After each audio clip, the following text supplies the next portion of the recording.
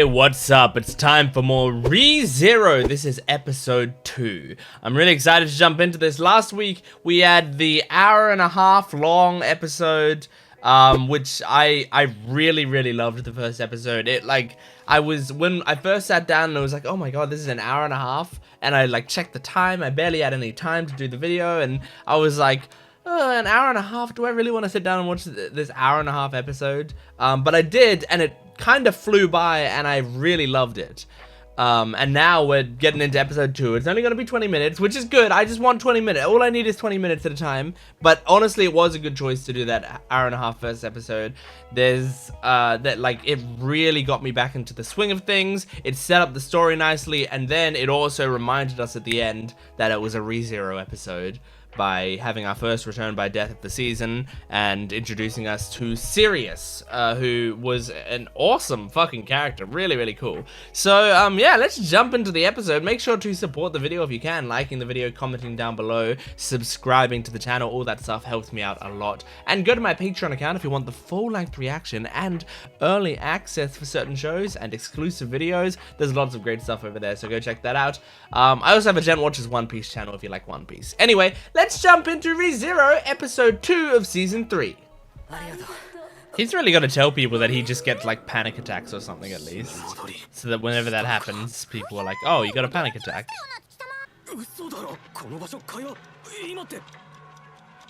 Did you what?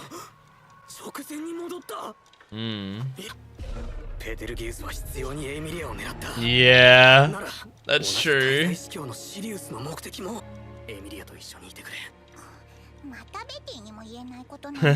She gets it. He's keeping his positive attitude if he can. Oh. She can tell something slightly off. Oh. The music though. The tension rising. Oh, OP. Okay. Oh. Oh, this is sick. Oh, cool. The artist. Is this Myth and Royd, maybe? I don't know. No, probably not. It's one of the ReZero people. Maybe I already figured this out last episode. They probably played this song last episode. Oh, this is so great. This is a great OP. Holy shit. Yeah, reweave. Yeah, well, I did figure this out last episode. This looks awesome. Holy shit. Oh my god, this is gonna be an intense season, it looks like. Ha! Holy shit! Oh my god. Is Pride gonna get his hands on Emilia? Fucking hell. Woo! This is gonna be a crazy season. Oh, is that the boy? Oh, he's going to save the boy? Oh, that's fucked up. Oh. What if Sirius shows up now? Oh shit. Oh god. Oh god, those are thighs.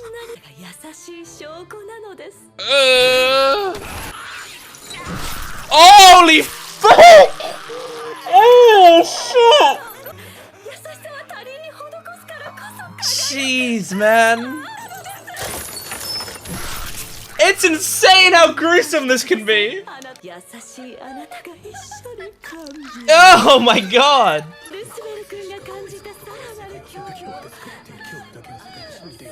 Oh my god.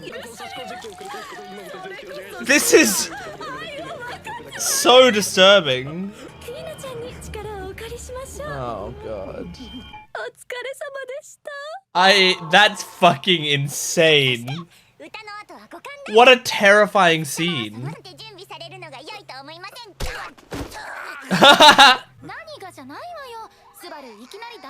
You can't just attack women.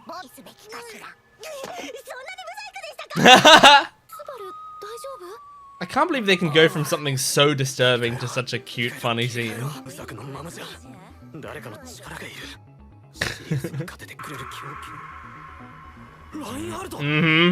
I'd be going to Reinhard with every one of my problems ever. I'd be like, shit, I need to open this jar, Reinhard.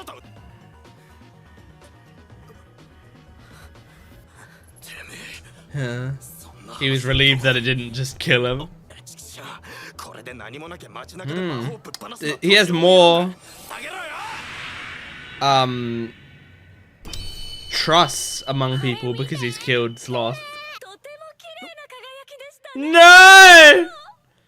We're gonna see him die a bunch of times in this episode. Is looking what triggers it? Because you didn't look at her before, earlier this episode, when you got charmed. Yeah, it's not looking. The voice actress is doing such a good job.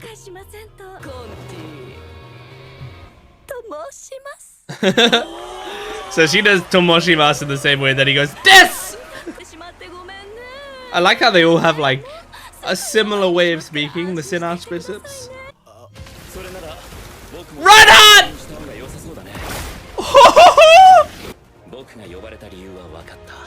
Can he be charmed? Oh, snapped him out of it. Oh shit. This is already getting intense. Oh! Oh! I love the way they're animating this. It's great. Hell yeah. Yep.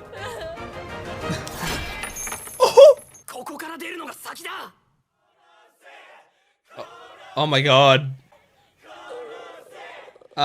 Is this something we should be chanting? Oh. They're also charmed again.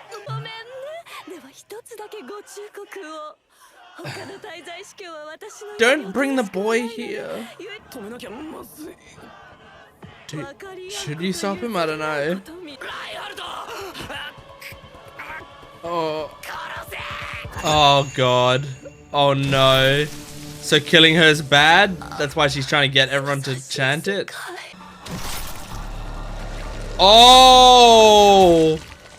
You kill her, you kill everyone who is charmed. It's honestly good that Subaru got charmed at the last second then. So it triggered the... Oh man. Oh.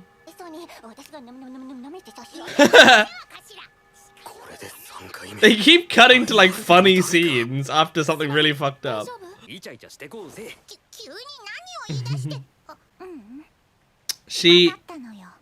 I love that she gets it. I love that Beatrice just like locks in. She's like, I see this is serious, so. And Emilia looks like she gets it too. And Priscilla. Everyone gets it. Everyone's on the same page. Good. I love the way this show's progressed. It's brilliant.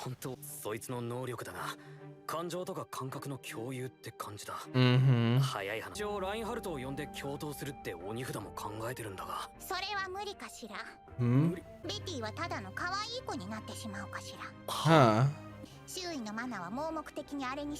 Okay. Oh. Because he steals all the mana that other people would be using. Interesting. Oh, really? He's so excited to be useful. It's the only power he's got. Well, that other people know. Oh.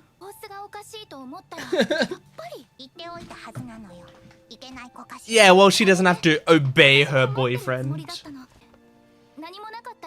I hope this isn't setting up for Emilia to have a horrible death in this loop.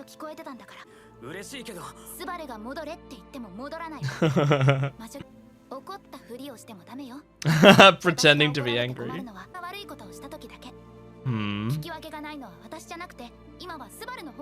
I love this woman. I mean, she might be able to help. We don't know that her being there is going to do anything. He's just nervous because he's seen her die so many times. Aww. Yeah. Oh, I love that they talked about that beforehand. Oh my god! It's like a Todoroki move. It's like heaven piercing ice wall from Todoroki. Yeah, they're all charmed. Okay. Whoa, damn it. You're wrong. Oh, she's pissed. Okay. She's pissed because Emilia's here. Oh my god. I love that they introduce themselves every time. Yeah, it's because of Emilia. Emilia triggered this. Oh my god. Oh my god. The animation in this episode is so good. I love it. Holy shit. Oh my god, I love the animation. This and her making all these weapons is so cool. I feel like we don't see Emilia fight enough. Especially when it's not just her firing beams from afar. Or icicles from afar. Nice.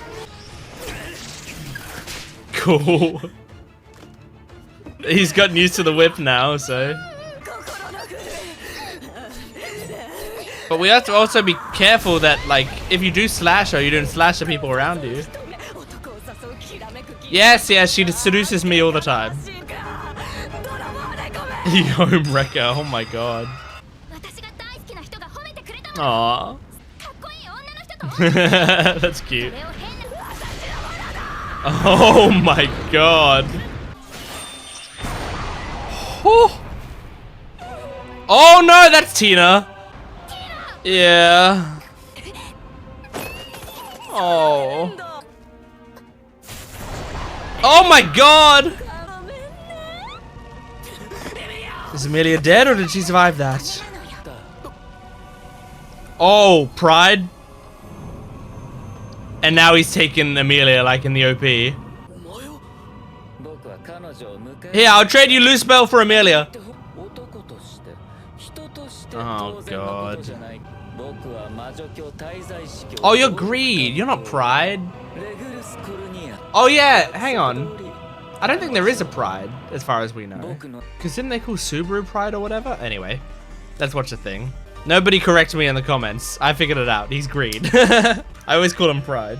Oh, is this Myth and Royd? I think the other one was the first OP artist, and this one's the second OP artist. Wow, this is a cool ED.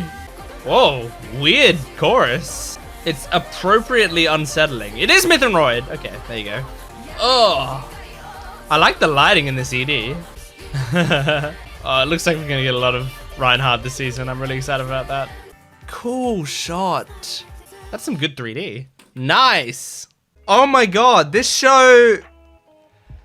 This, to me, like, look, I haven't read the original source material for ReZero, so I don't know anything about like where the story's going. I've actually been pretty good about like staying away from anything about like what's going to happen in the story. But man, this is shaping up to be the best season of the show, I think. Like season 1 has a very special like this is ReZero, and this is like very iconic stuff. Like I would say in the first season, the like, you know, getting to know Rem and the Rem confession stuff, and Subaru humiliating himself stuff, and the petelgeuse stuff, like all of that is like really iconic ReZero stuff. Like that's stuff that I know ReZero from, and it's hard to like separate this show from that. And I think that's always going to be like some of the most iconic stuff in the show. Season 2 was really well done, but it like took me a while to like it. As I said in the first episode of season 3, season 2 like was a very slow burn for me, and it took me a little while to appreciate it. Now I really love it, but I do think it is like it's a very different kind of season. But it is, it's solid. But then now season 3, I mean, this feels like it's shaping up to be what I'd imagine the potential of ReZero was. Like when they were doing all of the setup in season 1 and even some of the setup in season 2, like this is what I imagined the show would be when it started to kick off. And now it feels like it's kicking off, and I really, really love it. Like these battles with characters that I now am invested in and I think are really great. Subaru is like an effective part of the story and like how they're doing it, but he's not like, Subaru is the person playing chess and everyone else is the pieces. Like he needs to come up with the strategy and stuff, but they're the ones who are actually doing the shit. So he needs to go like, okay, I have all these powerful people I know. I have Emilia, I have Beatrice, I have Reinhard, I have Otto, like I have all of these really powerful people, but whenever I come across a problem, I need to figure out like what piece that I can throw at it, because not all of them are compatible with the enemies. And I love the way it's written in that the Sin Archbishops and the enemies in this series do have stuff that it's like, if you don't know about this power, you're fucked. Like a lot of their stuff is based on like information that you need to be able to defeat them, but no one has that information because the only people who get that information die immediately as they get it. I think it's so cool because it really like plays into like Return by Death. Like this sort of villain in Sirius is a villain that is very difficult to have in another series because you would have to have her be weaker. Like that's also what I love about this concept, is you can have these enemies be legitimately extremely powerful. And they don't have to like hold back in the scenes that they're with the main character. In so many shows, you will have an incredibly powerful character. The writer has to come up with reasons why they're not fighting at full strength when the main character first encounters them. They have to, because we need to be able to set up the stakes of how strong they are. And we can't have our main character die, every time we come across a new villain. So what ReZero does is the main character dies every time he comes across a new villain, which is great because it's the way the show works. And then we can see just how powerful they are, just how easy it is. Like if the villain had it go their way, here's how it will go. And we get to see that every time. It's so brilliant. And so now we get to like see this with more archbishops. I mean, both Greed and Wrath are here, and I'm pretty sure more are gonna show up. I think in the OP I didn't get a good glimpse of it because it was only for half a second, but I think I saw the more Sin Archbishops there, but I'm not quite sure. Speaking of the OP and ED, really, really good. I liked them a lot. They had great songs to them. I like that they're reusing the same ReZero artists that we've had in the past, because it, like, when shows do that, it tends to give the show a certain vibe, and that vibe, you hear these songs and you're like, oh, this feels like a ReZero song, and it's like, well, because it's the same artist as ReZero songs in the past. In the same way that like Kaguya-sama will use the same artist for every single OP, and you hear that and you're like, oh, it's a Kaguya song, it's the same with ReZero, whereas like these two musical groups mainly that they use have a very strange sounding style to them that is like cool but a little unsettling, which really, really fits the vibe of ReZero. But yeah, on top of that, some great visuals, and also it got me very hyped for the season because there was a lot of cool stuff happening in there.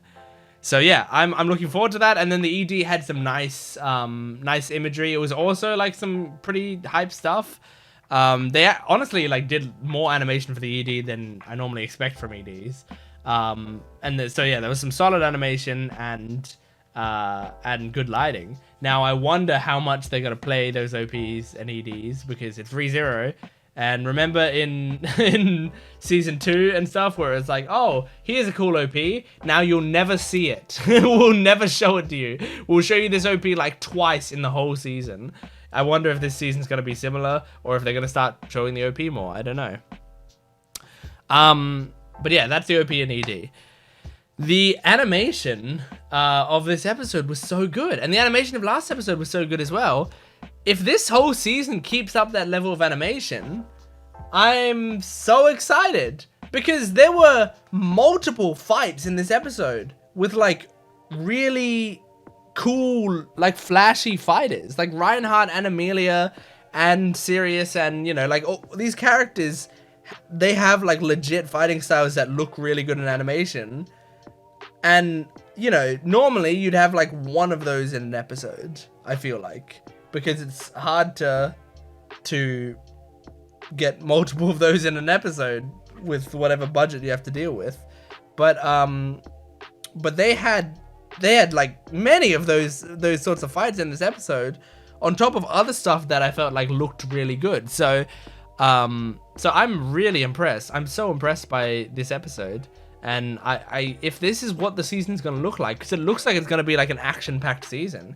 If this is what the season's going to look like, this show is like fighting for one of the best shows of the season, which is crazy because this season is packed. Like we've got Dun, we've got Blue Lock, we've got Blue Box. I know that's weird to put in there, but I love Blue Box so much.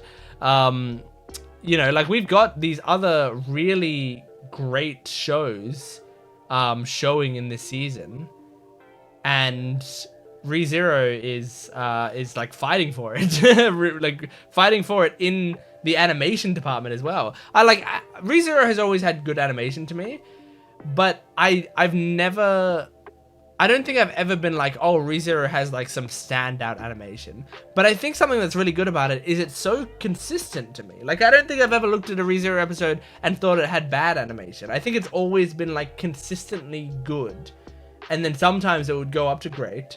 But like, I don't know. I feel like a big part of it is like, it's not just the animation, but it's like the whole directing of it is brilliant. And like, things that are supposed to be powerful feel powerful. That's a big thing. Like there's like a shot of like Reinhardt jumping off, like him like blasting into the air or whatever. You know, I see that sort of stuff in anime. You know, the characters doing that shit in anime, but like Reinhardt blasting off, a fusion of the way they animate it and the sound design of him like going there and like the camera movements and whatever, like all of that stuff made it feel like a powerful blast off. And it wasn't necessarily that it was animated amazingly, because most of it was him like just standing there, you know. But the combination of everything, they do a really good job at making it impactful, you know.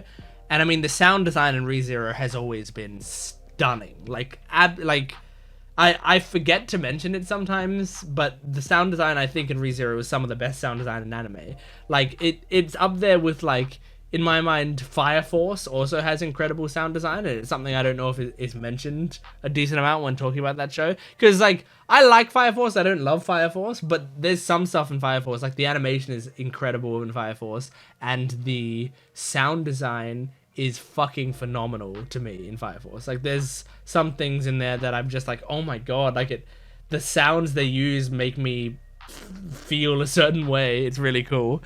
So yeah, and ReZero is very similar, whereas like, you know, the ho, like that sound whenever he uses Return by Death is so iconic, but it's also like the perfect sound for that. But yeah, in this episode, like when Subaru is sort of with Sirius and like going crazy, and his thoughts are all getting like muddied and awful, and she's doing the you know, classic monologue in the background, like all of that is so horrifying, and the sound just gets worse and worse and more disturbing. So they do a really great job with that. This show is so gruesome. I always forget how gruesome it is, but it really is. And that scene that I was just talking about, where he's being like hung from the inner clock tower, is horrifying. like, it's just so disturbing. But I mean, I love that they can do that as well. Like, they can be that disturbing because the main character's gotta be okay after it, but we just still get to see how much he suffers going through it. Jeez, man, it's so great. I love also in this season the progression. Like, I think that this show has some brilliant like character development and world development based on what the characters do. And something that like I'm really liking, and I'm just gonna be gushing about this episode from start to finish. I think like this season has made me realize, like, well, this episode has made me realize like really how much I'm looking forward to this season. But I love how much trust Subaru's built up in this show now, where it's like now, because of what he's gone through in the first 2 seasons, like, people have doubted him a lot. People have had their opinions on him and yelled at him and done all of this, but we've gone through so much at this point that people just get him and trust him. So Beatrice,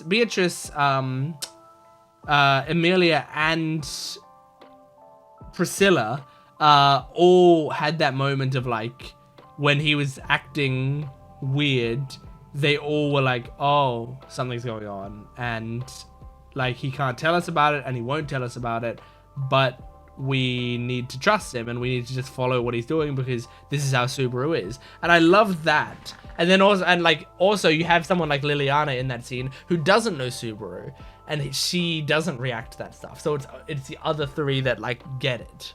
And I mean, Priscilla doesn't really know Subaru super well either, but she knows him a little bit. But she also, I think, is a very perceptive person overall. Like, she is surprisingly intelligent and perceptive, I think. She's just also incredibly fucking selfish. But so her picking up on it makes a lot of sense to me.